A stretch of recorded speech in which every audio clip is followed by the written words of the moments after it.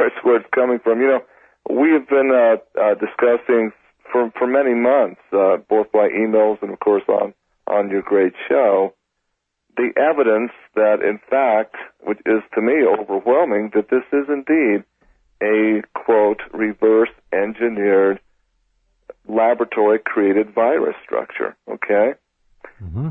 Now, we talked about the Novartis patent, which was actually issued in 2009, February, just this year, and paragraph 32 of that patent says this vaccine that Novartis is creating it says the word may be to combat a reverse-engineered virus. Okay, so there's a may. It's right. It's right in their patent wording, huh? Right in their patent wording. So wait a minute, may. Well, I had a great 4-day conference in Kalispell, Montana. I spent an average of 5 hours a day on live radio, which was simulcast all over the planet. Really, I got calls from all over the place. Okay, it was a great opportunity, and the crux of this whole conference is declaring the evidence that this is indeed a man-made event from day one, starting in 1997.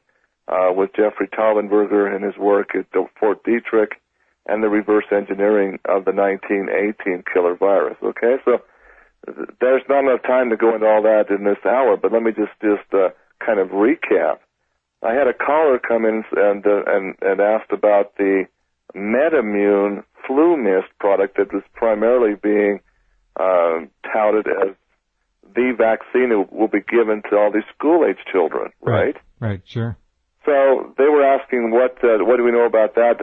What's the live virus structure of this? Can you find out anything about it? Well, wait a minute. I thought, well, if Novartis patented their IV injection, right, their intramuscular vaccine, surely Medimmune might do the same thing. So on a hunch, I went in and searched the U.S. Patent Office's database for anything with Medimmune, and I got to tell you what I came up with will just blow your mind. Okay, we'll do that in just a minute. Hang on. Note just in now, over 2,000 students at Washington State University already stricken with swine flu during the first 2 weeks of classes. Talk about creating amazing petri dishes for this stuff to just explode. Absolutely. The school settings are perfect. Couldn't be any better. And then they get to take it home to the parents, and that's how it runs. Be right back with Dr. Ott, Ph.D., N.D., in just a couple minutes. Washington State University handing out to the students flu kits, including a thermometer, painkillers, throat lozenges, sport drinks, hand sanitizer, and tissues.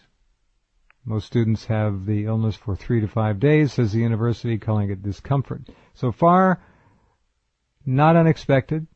So far, so good in terms of mortality. Although, when you do read the data from the nation's schools as a whole, there are a lot of young people who are dying unnecessarily. So we'll see where this goes. Go ahead, True, please. Well, as I was saying before the break, I wanted to find out as much as I could about what was going into this Medimmune nasal spray, okay? Because that's what's going to be given according to all of the data we've got from health departments to the nation's school children. So I came across a patent under Medimmune that I did a double take. I says, this be real? Whose patent is it?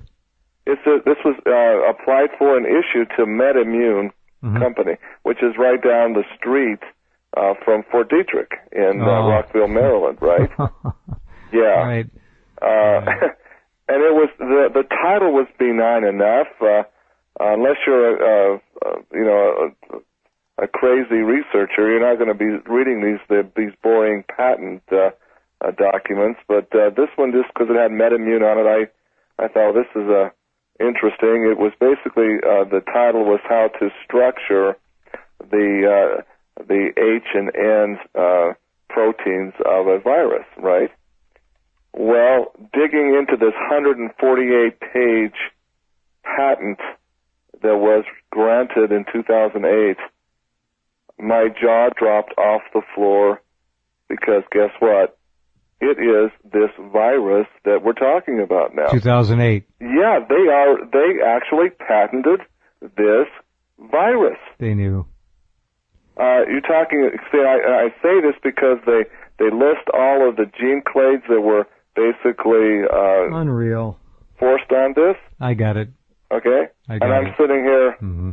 and I bounced it off of 3 microbiologists to make sure that I'm right on this. I make sure I'm not reading something into it. And they didn't email me back. They called me on the phone, and they said, this is beyond belief. You're absolutely right. They're patenting this recombinant swine flu / human flu / bird flu, and here's how they did it. Again, you compare the verbiage in this patent and go back to the 6 years of papers published by Taubenberger, Terence Tompe, and others in the team, right? And it's word for word. So it becomes very clear you're patenting this for one reason and one reason only. You're going to use it as a worldwide weapon. I mean, think about it. I mean, if I were to come up with a breakthrough in a laser that zaps somebody, wouldn't I want to patent that before I implemented it to the military? Medimmune received the... Isn't it funny, True, how these people come up with death and they still think about the buck?